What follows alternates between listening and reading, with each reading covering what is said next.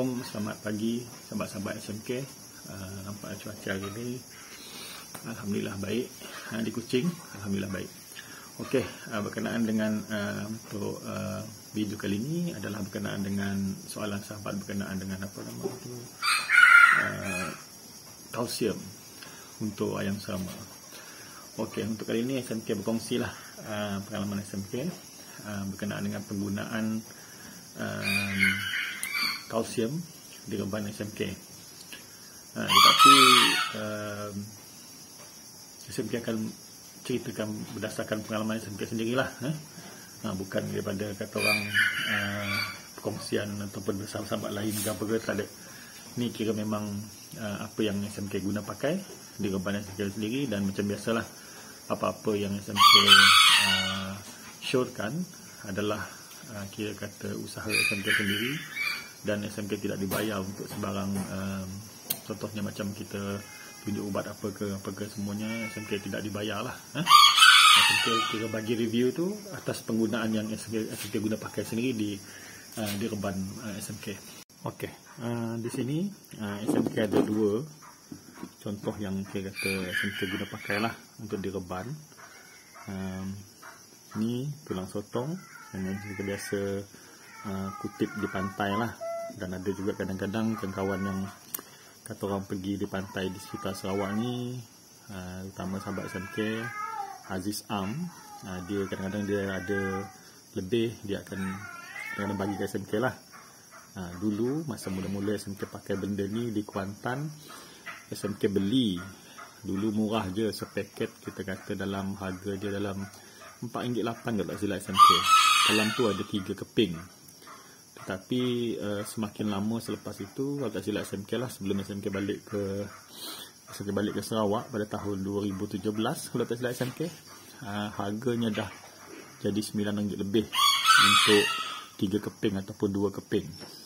Dan tulang sotong tu keluaran daripada Thailand lah, kalau kita tengok kepada dia punya packaging dia dulu lah, dekat Kuantan dulu. Biasanya SMK beli kat Taman Guru ataupun kedai Ming Siah yang dekat Batu 11 Kuantan tu. Tapi kalau kat sini SMK cari sendirilah di pantai, dan juga kadang-kadang ada sahabat SMK bagilah. Ni tulang sotong, tulang sotong. Tapi kalau kita pergi kat kedai pet store yang kira kata pet store yang baru-baru ni, yang cuma tumpuannya pun kepada ikan, kadang-kadang ada reptilia dan sebagainya kan, namun kedai itu kira kedai yang kira kata tak ada burung sangat. Dia kalau kita tanya ada jual tulang sotong tak, silap dia gelak lah. Sebab benda ni tak semua orang tahu, dan kebanyakan yang tahu pun yang kira pelihara yang sama lah yang menggunakan benda ni. Okay, lepas tu kalau di Kuching ni juga kita ada satu ubat kalsium ni, nama dia dapat tulisan nampak tak? Okay, nampak kan? Calcium lactate plus cholecalciferol ataupun vitamin D3. Dekat sini dia kira kata kalsium lactate, mineral dan vitamin lah. Yang ni sekali dengan vitamin lah kira. Yang ni ada jual di sini di Kuching ni, dan biasanya di kedai yang SMK selalu beli tu lah, di Batu 3 lah. Pemberiannya bagi untuk ayam serama lah, kita pakai untuk ayam serama mungkin 3 biji untuk tempoh seminggu ke macam gitu kan. Orang ada juga mencadangkan ubat ni untuk guna kepada ibu ayam yang bertelur lembek. Ada juga orang mencadangkan macam gitu.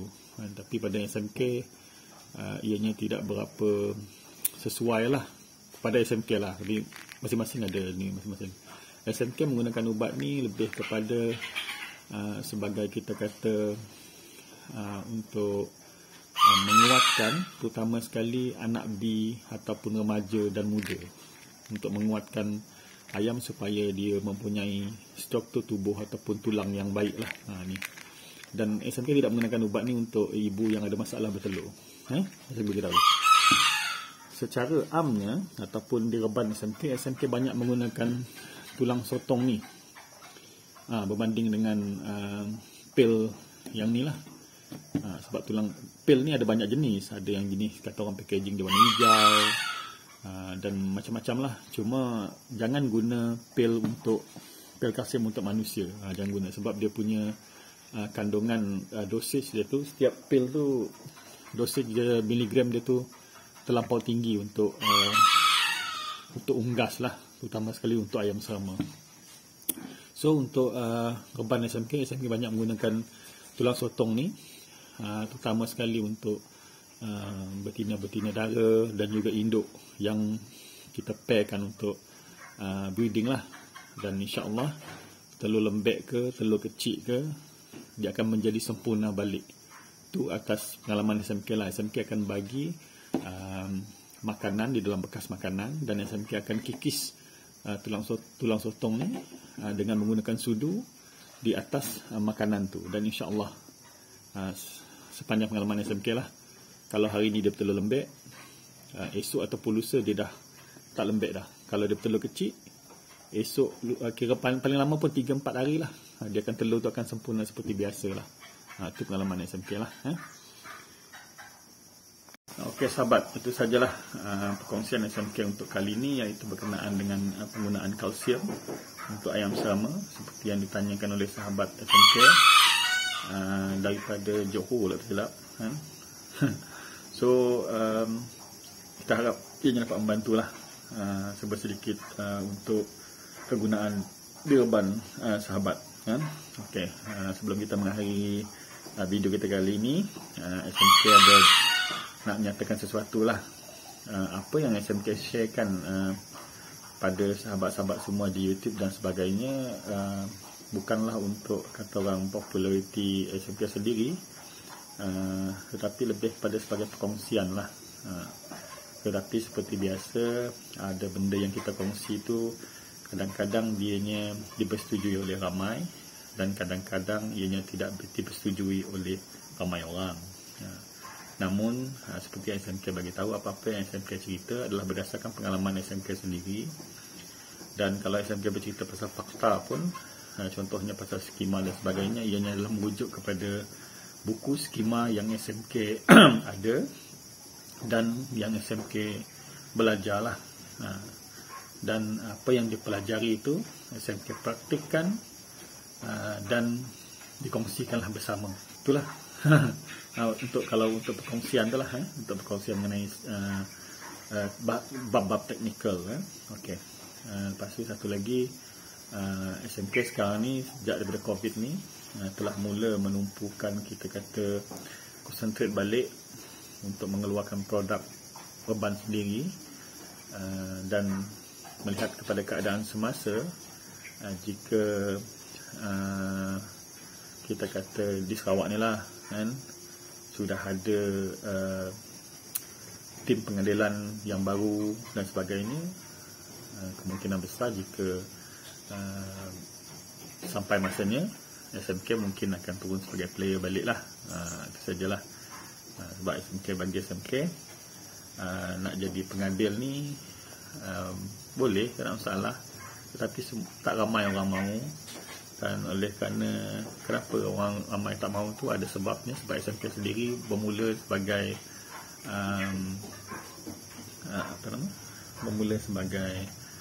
seorang peminat yang sama, memiliki yang sama, lepas tu sebagai player yang sama, sambil tu sebagai breeder, mengeluarkan produk sendiri, dan seterusnya terjun ke dalam bidang pengadilan dan jadi pengadil. Bukan bagi khusus duduk saja, dah terus jadi pengadil selama beberapa tahun aktif. Dan apa yang SMK nampak, apabila kita menjadi pengadil, kita terpaksa mengorbankan hobi kita dalam ayam serama sebenarnya. Sebab kita tak boleh pergi game, satu. Yang kedua, kena akui yang kita juga tidak boleh menjual ayam serama dah lepas tu. Sebab orang akan membeli ayam serama kepada player, bukan kepada pengadil. Tapi SMK tak kisah benda tu, sebab bagi SMK kewangan tu bukan satu masalah bagi SMK lah. Setakat ini syukur, alhamdulillah. Dan sebab tu SMK lebih suka kalau ada ramai pengadil yang mahu maju ke depan, dan insyaAllah yang memberi ruang lah kepada SMK untuk berhobi semula. Bukan sebagai penjual ayam dah, tapi sebagai kata orang bermain hobi semula lah, turun kebun bawa ayam gitu. Sebab dulu masa SMK di Semenanjung pun ada 2-3 orang sahabat SMK yang ada ketikanya dijemput sebagai pengadil, dan ada ketikanya dia orang turun sebagai player. Namun di Sarawak ni start daripada mungkin 2019 kan, mungkin saya tak apa ingat, kena tengok balik catatan. SMK telah jadi pengadil daripada sejak itu sampai kita kata sekarang lah. Di Semenanjung pun ada jadi pengadil, tapi kira untuk di Sarawak ni. So bila terus menjadi pengadil tu, kira SMK telah meninggalkan dunia bond ayam tu sebagai player lah. InsyaAllah lepas ni kita akan ni balik lah, kita tengok pada keadaan semasa. Semoga yang pentingnya adalah semoga dunia yang selama kita sentiasa meriah dan kita kata sangat positif. Okay, itu saja untuk SMK untuk perkongsian kali ini. Hingga kita berjumpa lagi di lain waktu, di lain masa. Salam manis daripada SMK di Kuching, Sarawak. Assalamualaikum.